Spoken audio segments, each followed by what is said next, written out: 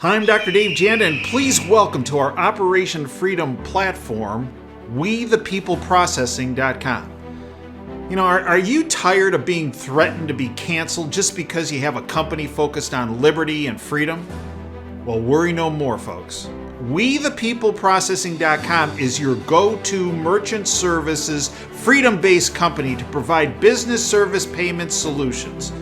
We the People Processing provides their clients a cancel culture-free platform which is domestically based. They provide competitive rates, no contracts with next-day funding, a fully vetted and like-minded financial infrastructure, and full support for integrations, implementation, and e-commerce efforts. Bottom line, WeThePeopleProcessing.com focuses on defending your company's free market growth, values, and future. Check them out at www.WeThePeopleProcessing.com. Once you're on the site, enter in password Operation Freedom or call 855-499-2024. That's WeThePeopleProcessing.com. Then, when on the website, enter Operation Freedom as your password or call 855-499-2024. Welcome back to Operation Freedom, folks. I'm Dr. Dave Janda, broadcasting from our ancillary bunker, Elite Remain Freedom Bunker in the People's Republic of Ann Arbor. We're here every Sunday for you from 2 to 5 Eastern live and 24/7 with extra shows, extra content, extra guests, extra analysis, archives to all of our shows. At DaveJanda.com, stop on by. Tremendous amount of free public information. And of course, there's the most in-depth information that you're going to get anywhere on the internet that puts you not just months, but years ahead of this curve that the globalist cult has just constructed that ends in a brick wall with the shattering of your freedoms and your liberties, of your future, of your life, of our constitutional republic. If this goat rodeo at Davos, Switzerland, the World Economic Forum meeting, yet again reinforces, is they're not satisfied with the status quo. Oh, no. They want you hungry, more hungry. In fact, starving. They want you cold. I mean like frostbitten cold in your own home, right? They want you financially destitute. They want you uninformed. Why? Because you become an easier target when you're hungry and when you're cold and when you're destitute. You become an easier target to hand over what remaining freedoms and liberties you have. That's what these globalist cult scum are all about. It's that simple. And sitting on your couch, just letting it all happen, taking in their propaganda on the boob tube with their bought-off lamestream fake media sources, well, you go that route, you're done. It's time to step up. And that's what each and every one of our guests do on this platform. It's what I do 24/7. One of the topics that we have focused on extensively since the inception of Operation Freedom in October of 2010 is your financial and economic freedom and liberty. My next guest is someone who has been a regular on our platform almost since the inception of our radio show. He is universally despised by the globalist cult. Why? Because the information he provides empowers you. It gives you information so you can make decisions to enhance your economic and financial freedom and liberty. Ed Steer is a keen observer of the financial scene and director of a fantastic organization, the Gold Antitrust Action Committee, so-called GATA, G-A-T-A. He is the editor and founder of Ed Steer's Gold and Silver Digest. EdSteerGoldSilver.com. It is the first thing I read 5 days a week. He publishes his report 5 days a week. And you usually get it in your email box 3, 4 in the morning. And it provides you information that you will never get through Bloomberg or CNBS or Fox Business News or any financial source. And with that information, you can take the necessary steps to protect your freedom and liberty. It's my honor to welcome back to our Operation Freedom Show, Ed Steer. Ed, welcome back. Well, good afternoon to you, Dave, and to all your listeners. And I believe with your help and a number of other people's help, there has been a great awakening, if you will, of the public over the past number of years, and in particular the past year. And this was sent to me, and I want your take on it as part of this awakening. 2, 3, 4, 5 years ago, this would be unheard of, that this would be sent to me. Here it is. Quote, "The real conspiracy theorists believe that the government cares about them, that the media would never mislead or lie to them, and the pharmaceutical industry that makes billions off sickness wants to cure them." End quote. Your take, Ed. Oh, yeah, well, it's exactly the opposite of that. The government, basically the government is working for themselves. They don't care about the people one iota. They never have. The mainstream media has been under the control of the deep state now for, good 20 years, and it's getting worse with each passing day. You can't believe anything you say. The only person you can really believe on the mainstream media right now is Tucker Carlson.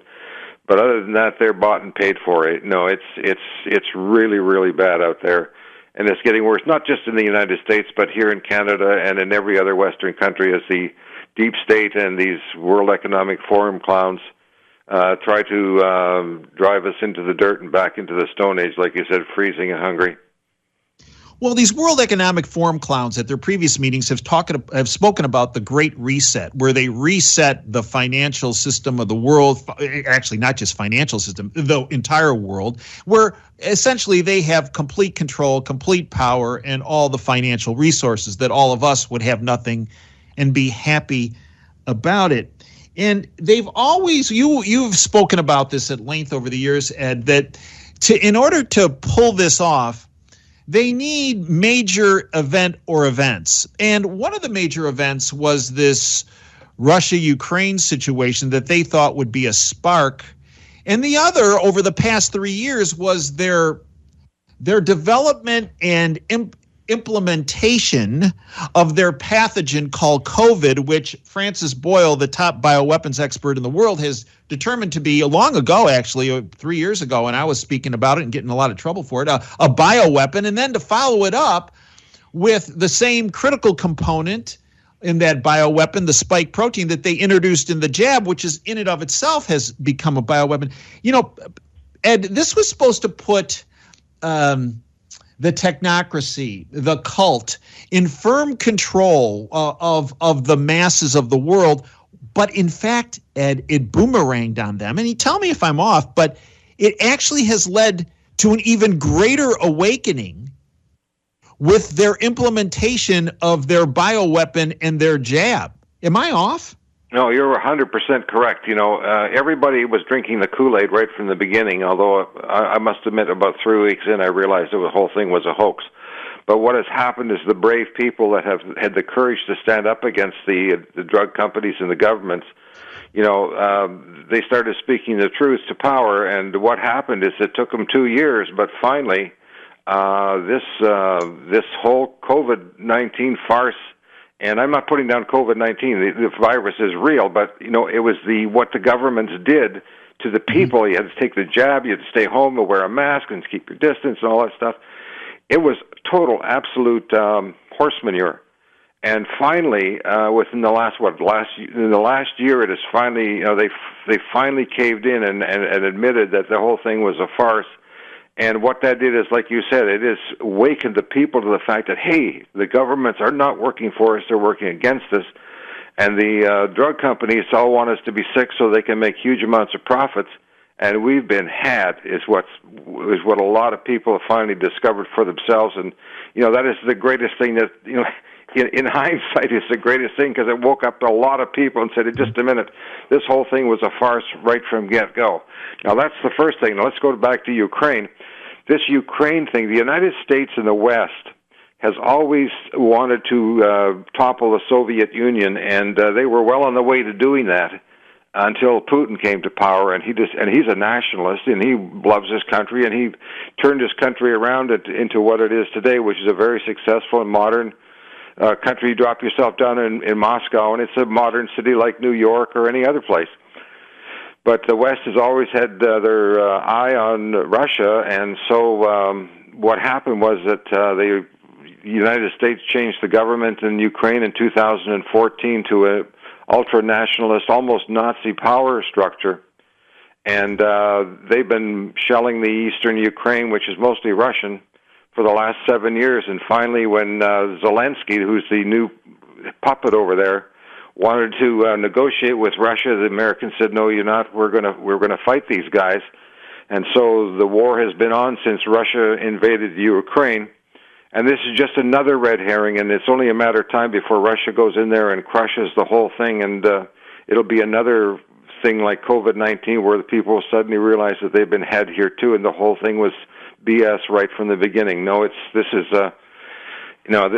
like you said, it's been a great awakening, and the great awakening is going to continue once this Russia thing and Russia-Ukraine thing comes to an end.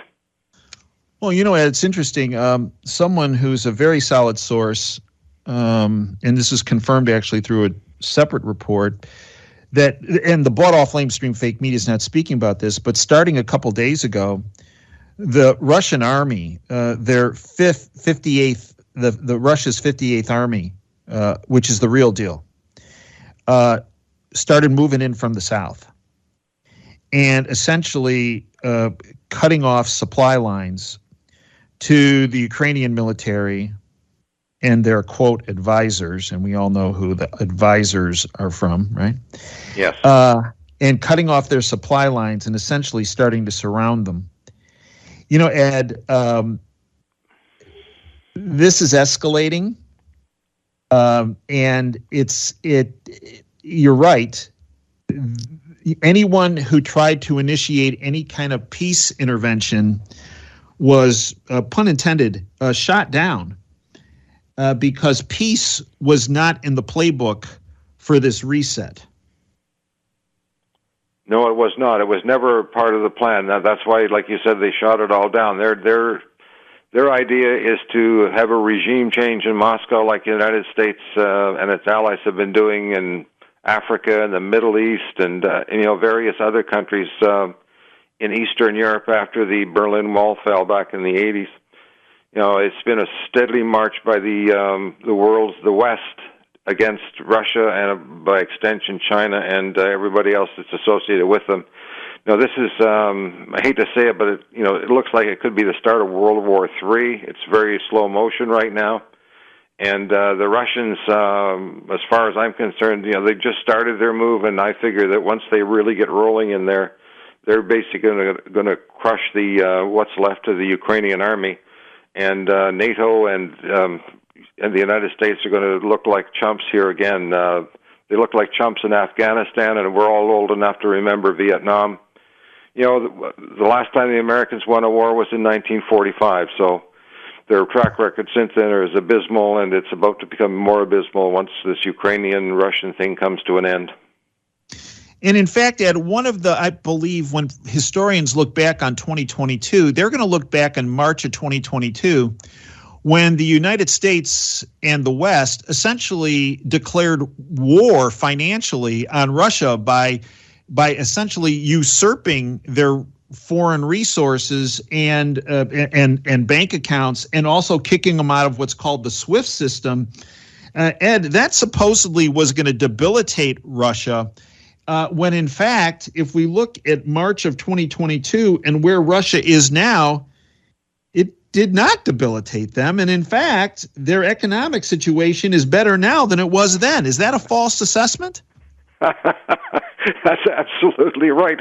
Just one of the many things that blew up in NATO and in America's face was the fact that Russia's even better off now than they were before. I mean, their ruble's stronger. They're selling more oil for more money and more natural gas for more money. These guys are doing great. I mean, I was looking at their Russia Central Bank website the other day, and their foreign reserves are higher than they've ever been.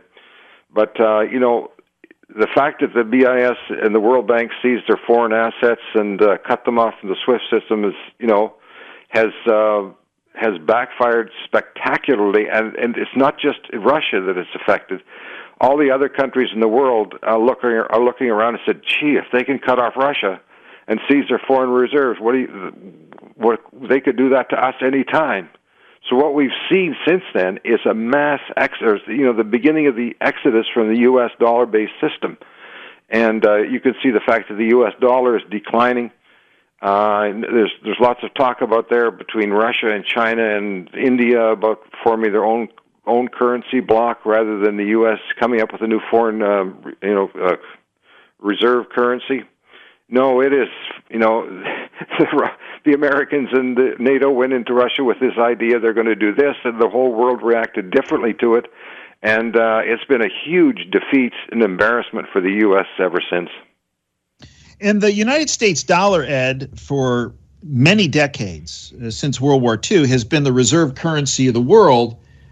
Well, what they did by cutting Russia out, and it's sending a message to every country: if you don't play ball, no matter how bad that ball is, if you don't play ball with the West, they'll take your foreign resources. They'll confiscate your bank accounts. They'll cut you out of the system, and it's led to this, if you will, enhancement of the BRICS countries: Brazil, Russia, China, India, South Africa, and now many other countries are joining and setting up, as you mentioned, their own currency to be used in trade.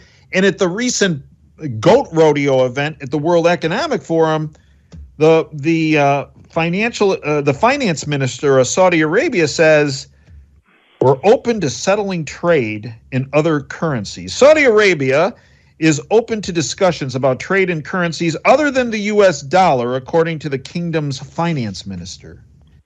Ed? Well, that's absolutely true, and it's only a matter of time before they start settling oil contracts with China in yuan. And once Saudi Arabia goes down that road, you can rest assured that Saudi Arabia will start taking euros, and other Middle East countries that have been selling their oil in U.S. dollars are going to quickly follow suit. No, the trickle is going to turn into a flood here real soon, and the dollar's days as a reserve currency are quickly drawing to a close. The top in the dollar index was on September 26th of last year, and it's been in a steady decline ever since. And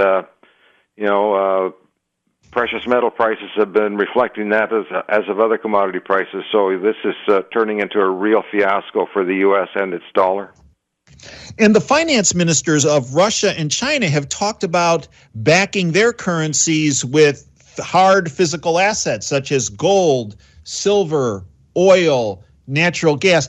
Ed, tell me what happens if there's a joint communique issued by Vladimir Putin and Xi Jinping that says we're establishing a currency that will be backed, our currency combined will be backed in hard assets such as gold, silver, oil, and natural gas. Ed, play that out for each and every one of our listeners. What happens? Well, what will happen is, first of all, you have if they back them by gold and other hard assets, it has to be a convertible currency like the U.S. dollar used to be able to convert, pay the bearer on demand. They have to be able to back them up with currency. So if you want to convert your dollars or yuan or rubles into hard assets, you must be able to do that. If that's what in fact comes out of this, it just basically means the end of the reserve currency status for the U.S. almost overnight. It's a process that's going to take a while, but everybody's talking about it now, and sooner or later it is going to come to fruition, whether it be oil, gas, or whether it just ends up being gold. One way or another, there's going to be a new world reserve currency out there, and everybody's going to jump on it as fast as they can, because right now the United States dollar is backed up by only one thing, and that's the U.S. military. And since World War II, the other countries are sick and tired of it. They really are. They've looked at the United States and they've invaded. How many regime changes? How many countries have they invaded? And after 70 years of this, they're saying, "Look, we've had enough. And the first opportunity where something looks better, or currency looks like it's going to be far more stable, they're going to jump on it, and the end game for the dollar index will be upon us. But that's still a ways away, but it is coming, and it's already heading that direction. Folks, we're speaking with Ed Steer from edsteergoldsilver.com. So, Ed, you are a expert extraordinaire in the precious metals market. Educate us where we are in January of 2023 with gold and silver, and what you see laying ahead for gold and silver in 2023.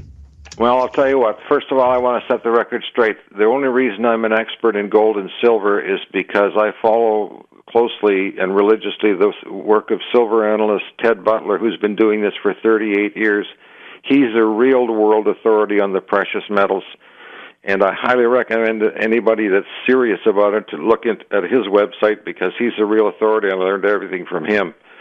Now, having said that, since silver's low on the fourth week, starting the fourth week of September, silver's up $6. Since gold's low the first week in November, it's up $300. The silver stocks are up over 50% since then. We're seeing right now is what we're seeing is we're seeing a flight from U.S. dollars, from paper currencies, into hard assets, and that just doesn't include gold and silver; it includes the other commodities too. I mean, copper's up 12% this year, gold's up 6%, aluminum's up 9%, zinc and tin are up 16%. So people are saying, just a minute, we're watching the dollar cave in here, and we just want to get the heck out of it. So they're buying anything they can that has intrinsic value. This trickle is going to become a flood someday, and silver and gold are poised at the edge of an epic move higher, which could start anytime. And Ed, in the past, the big bullion banks, the criminal banking syndicate, was always with paper assets, leveraging the paper market short, thereby decreasing and diminishing the price, in particular of gold and silver. But now when you look at the people that are betting short or betting against gold and silver going up, tell me if I have this wrong, but Ted Butler exposed this, I believe, that it's not the bullion banks that are lined up short anymore. They're out. Who's lined up short, whose heads are essentially on the guillotine, are the hedge funds. Is that a misinterpretation? No, not at all. The bullion banks in the past, and that's since the world went off the gold standard in 1971, or Nixon yanked you guys off the gold standard in 71, they've been keeping the prices of precious metals and all commodities suppressed through derivatives. And what Ted discovered, and you're absolutely right, he's discovered in early December in what's called the Bank Participation Report, that these bullion banks, they're still there. They still have short positions in the metals, but what's happened is the top 2 or 3 players are no longer banks. They are non-banking entities. Could be hedge funds, could be anybody out there that's maximum short the metal. So when this thing does fall over, yes, the bullion banks are going to be on the hook, but whoever these 2 or 3 new short players are that are in there, they're the ones that are going to hang for this. And as I told Ted, I'm just wondering if they were selected to be the sacrificial lambs, the bad banks that take the fall for this, and when silver and gold finally take off. But there's been a sea change, as Ted called it, in the precious metals market, in the futures market, where the prices are controlled. And that sea change is going to manifest itself one of these days, and we're going to see prices of gold and silver and just about everything else that are going to, well, frankly, you're just not going to believe. Ed, in our final minute together, a minute and a half, educate our listeners on your fantastic subscription news service that I spoke about in your introduction, and how they can follow you on a daily basis. Yeah, sure. Beside Ted Butler's website, which is butlerresearch.com, I write a column 5 days a week about the precious metals, and you announced at the top of the show, edsteergoldsilver.com.